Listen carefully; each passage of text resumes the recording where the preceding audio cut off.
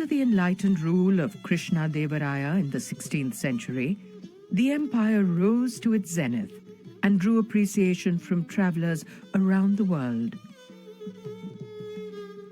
A Portuguese traveler, Barbosa, wrote, "The king allows such freedom that every man may come and go and live according to his own creed, without suffering any annoyance and without inquiring whether he is a Christian, Jew, Moor, or heathen. Great equity and justice is observed to all, not only by the ruler, but by the people to one another."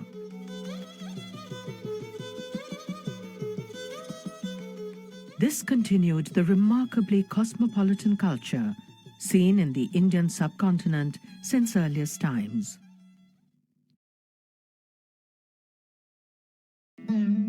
The Persian visitor of the 15th century, Abdur Razak, wrote about the city that the pupil of the eye has never seen a place like it, and the ear of intelligence has never been informed that there existed anything equal to it in the world.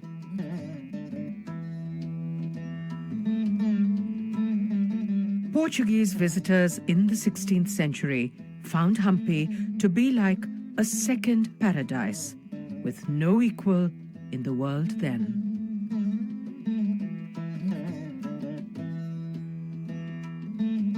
The Vijayanagara kings rebuilt the Virupaksha temple in the early 15th century, at a site which had been venerated since ancient times.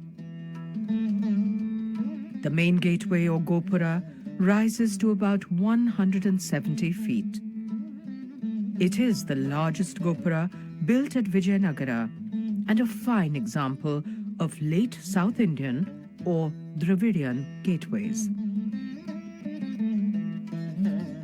The chariot street in front of the temple was also known as a bazaar and must have been one of the busiest in the world in its time.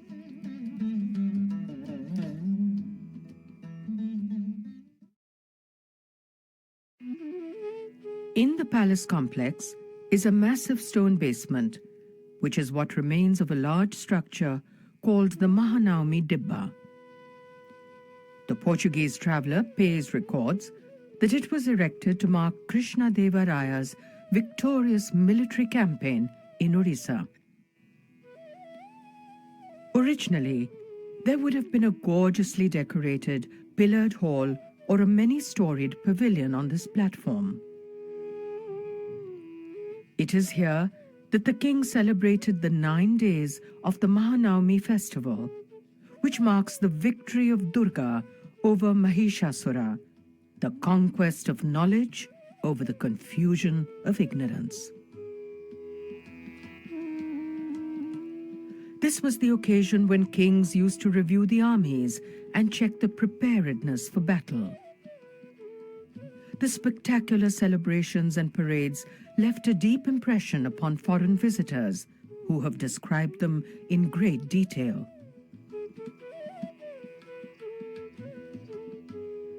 There are reliefs made on the side of the Dibba which show the great processions which took place. The king's great armies are shown, and so are hunters and dancers. Portuguese merchants are shown displaying to royal figures the well-bred horses which they brought from Arabia.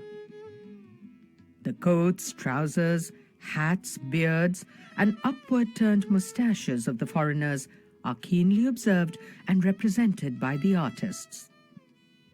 The different body postures and movements of Europeans have also been effectively portrayed.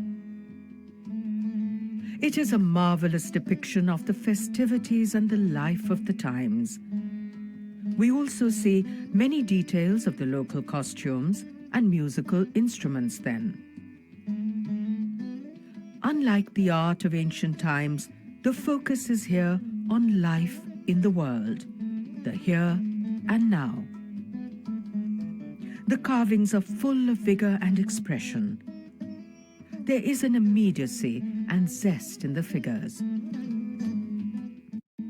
It's interesting, we have a 16th century Portuguese description of a temple festival in the Deccan, a Portuguese merchant who was visiting the Vijayanagara Empire.